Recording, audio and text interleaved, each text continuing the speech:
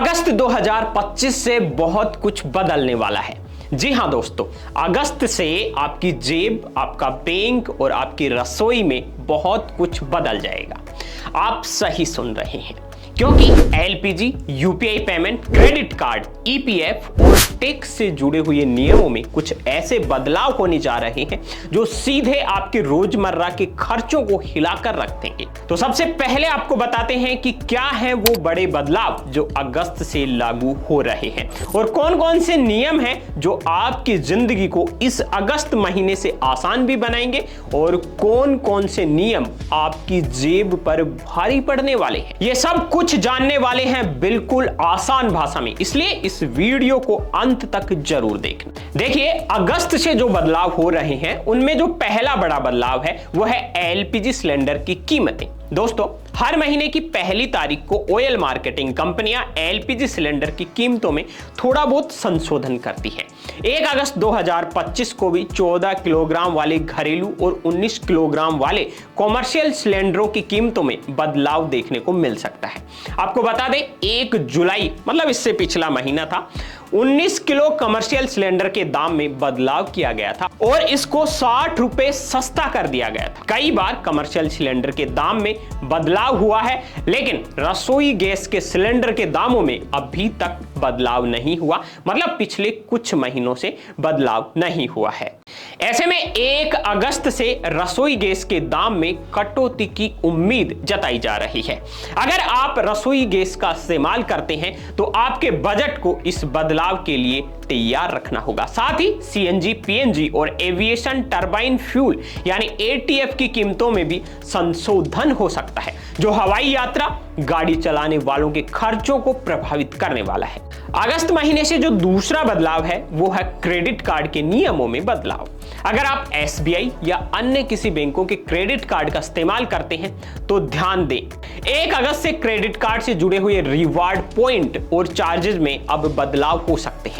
उदाहरण के लिए एसबीआई अपने सिंपली क्लिक क्रेडिट कार्ड पर स्विगी रिवार्ड को पहले के मुकाबले अब कम कर सकता है। साथ ही एयर इंडिया सिग्नेचर पॉइंट भी 30 से घटकर 10 हो सकते हैं। इसके अलावा आईडीएफसी फर्स्ट बैंक और अन्य बैंकों के क्रेडिट कार्ड पर भी मिलने वाली सुविधाओं में अब बदलाव संभव है।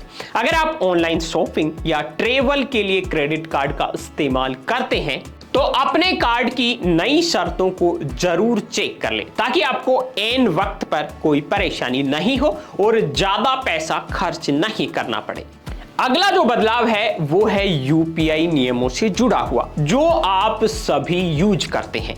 दोस्तों, यूपीआई यानी यूनिफाइड पेमेंट इंटरफेस, जिसका इस्तेमाल भारत में हर दूसरा व्यक्ति डिजिटल पेमेंट के लिए करता है, उसमें भी अब बदलाव होने जा रहे हैं। अगर आप नियमित तौर पर पेटीएम, फोन पे या जीपे या किसी अन्य पेमेंट थर्ड पार्टी प्लेटफॉर्म का यूज करते हैं तो भारतीय राष्ट्रीय भुगतान निगम यानी एनपीसीआई ने आपके लिए दबाव कम करने और बेहतर पेमेंट की सुविधा के लिए कई नियम बदले हैं। एनपीसीआई ने कुछ नई लिमिटेशन लगाई है जो आपके पेमेंट को प्रभावित नहीं करेंगे, लेकिन बैलेंस चेक, स्टेटस रिफ्रेश और अन्य चीजों पर लिमिट लगाते हैं। जैसे अब आप एक दिन में अपने यूपीआई ऐप से सिर्फ 50 बार बैलेंस चेक कर पाएंगे।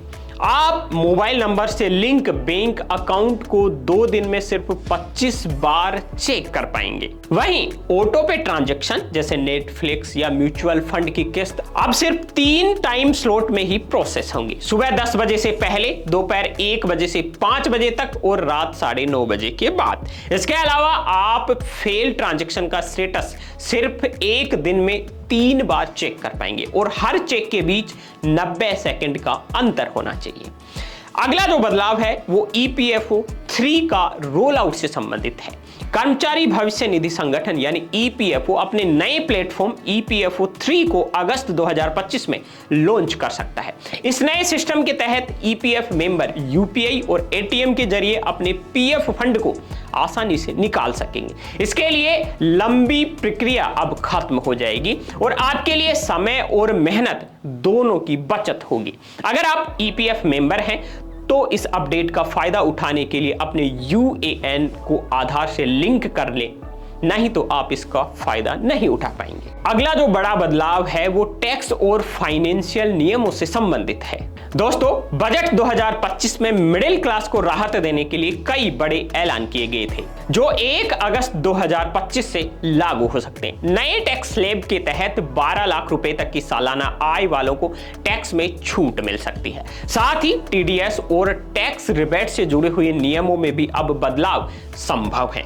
अगर आप टैक्स पेयर हैं तो इन नए नियमों को समझना आपके लिए बहुत जरूरी है ताकि आप अपनी बचत को बेहतर तरीके से प्लान कर सकें। इसके अलावा कुछ अन्य नियम भी बदल सकते हैं, जैसे बैंकों के सर्विस चार्जेज और डेबिट कार्ड से जुड़े हुए कुछ नियम। उदाहरण के लिए आईसीआईसी बैंक ने एटीएम ट्रांजैक्शन चार्जेज में बदलाव की घोषणा की थी, जो मेट्रो शहरों में 5 फ्री ट्रांजैक्शन के बाद 23 रुपए प्रति ट्रांजैक्शन हो सकता है। अगर आप डिजिटल बैंकिंग का इस्तेमाल करते हैं तो अपने बैंक की नई पॉलिसी को ध्यान से पढ़ लें और चेक कर लें।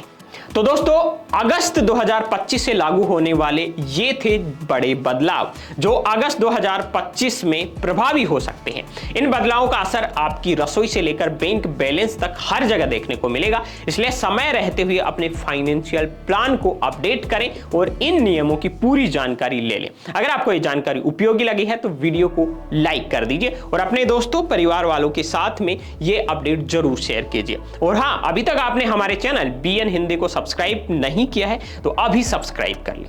YouTube में सर्च कीजिए बीएन हिंदी और हमारा जो चैनल आ रहा है उसको सब्सक्राइब करके बेल आइकन को प्रेस कर लीजिए।